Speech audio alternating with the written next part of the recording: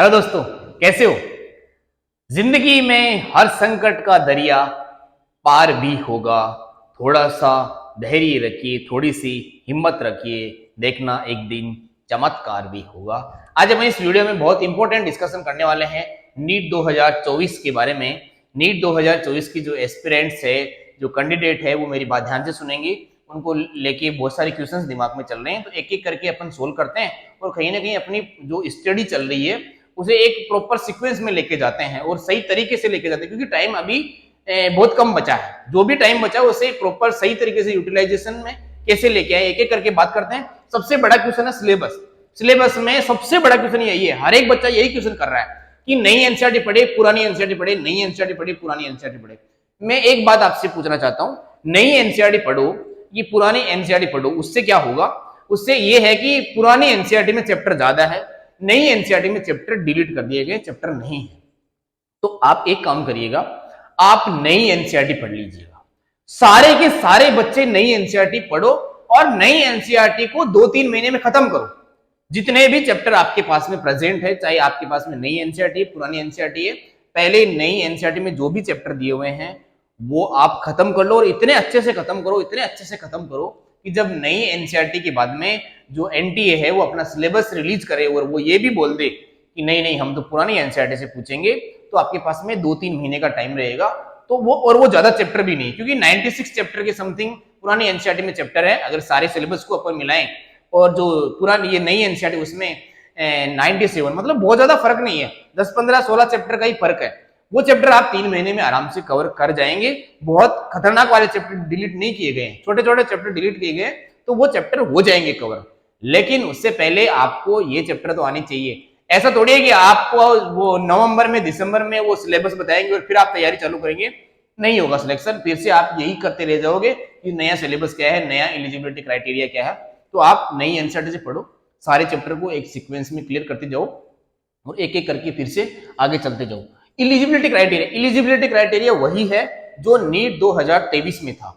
NEET 2023 में क्या eligibility criteria है कि 50% मार्क्स, कितने 50% मार्क्स जनरल कैटेगरी में एग्रीगेट होने चाहिए और 40% मार्क किसके होने चाहिए, ये 40% मार्क होने चाहिए SC ST कैटेगरी में, मतलब रिजर्व कैटेगरी में ये होना चाहिए, और जनरल कैटेगरी में 50% मार्क एग्रीगेट होना चाहिए पीसीबी में यहाँ पे आपके इतने परसेंटेज मार्क होने चाहिए। दूसरा एलिजिबिलिटी क्राइटेरिया एज को लेके होता है, तो एज का कोई रेस्ट्रिक्शन नहीं है।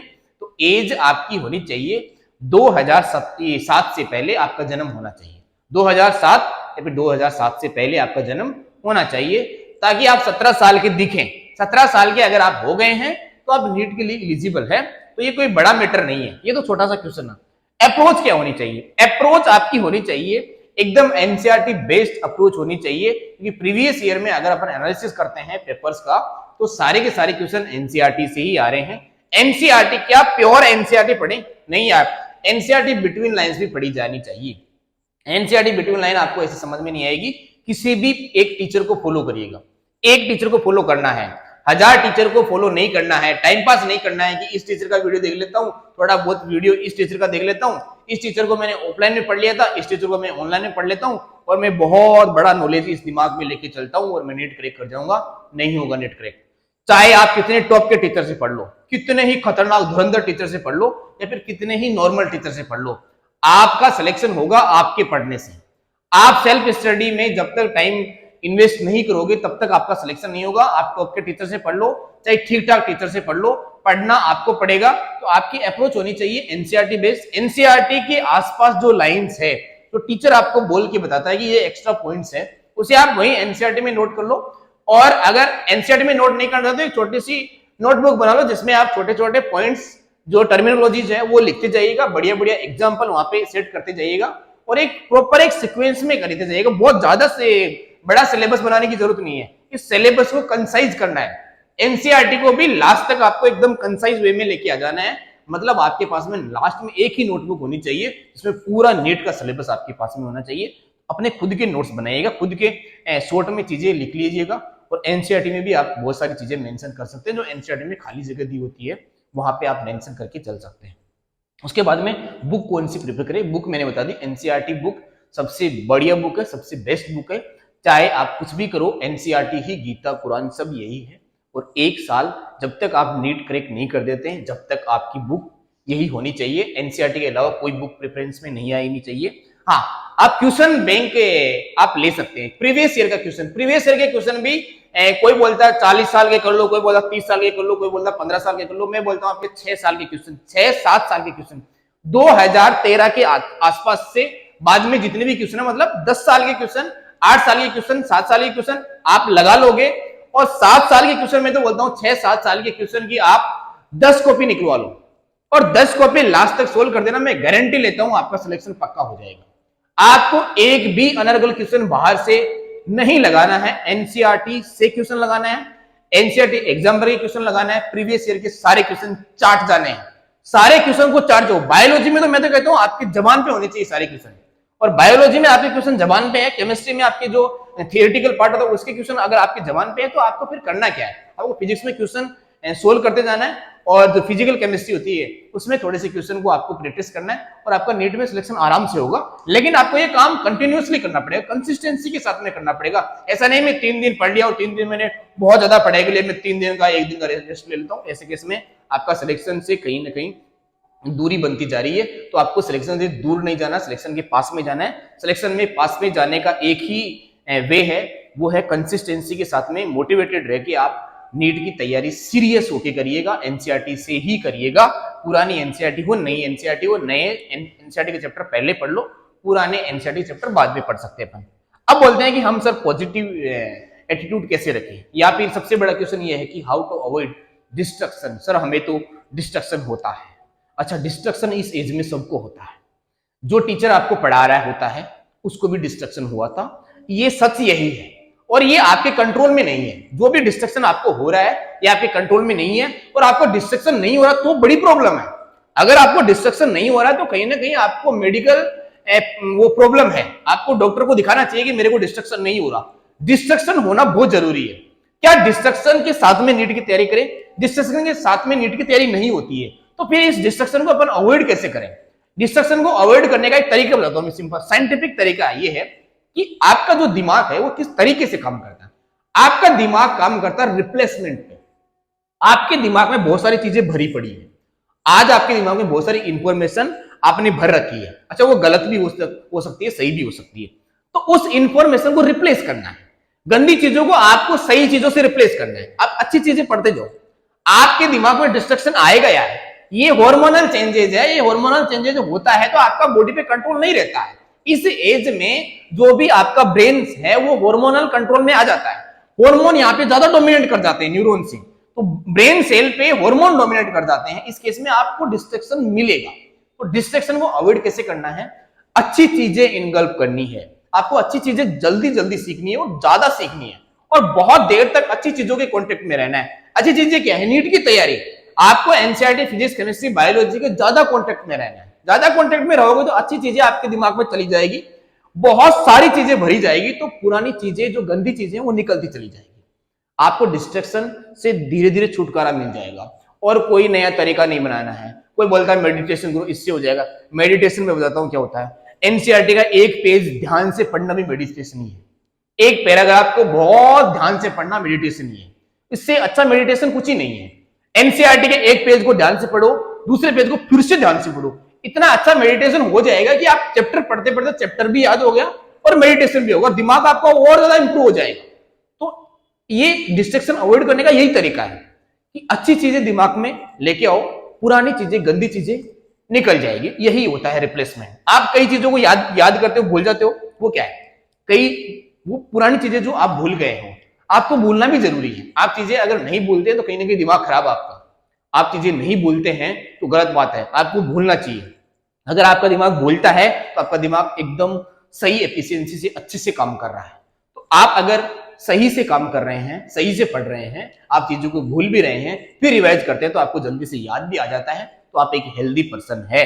तो हेल्दी पर्सन की यही निशानी है कि आप भूलोगे, आप डिस्ट्रैक्ट होगे, लेकिन इनको अपन अवॉइड कैसे कर सकते हैं? अपन अच्छी चीजों से इसे अवॉइड कर सकते हैं। आप कहीं ना कहीं किसी भी रिलीजन से बिलोंग करते हैं, कहीं ना कहीं ऊपर वाले से भी कनेक्ट रहना जरूरी है। अपने गॉड से कनेक्ट रहिए, अल्लाह से कनेक्ट रहिए, वाहिगुरु से कनेक्ट रहिए। वो एक पॉजिटिव वाइब्स आपको देता है। तो नेगेटिविटी अपने आप ही, इस दुनिया में दो ही चीजें होती है, पॉजिटिव और negative. South pole, north pole सब पॉजिटिव नेगेटिव ही है।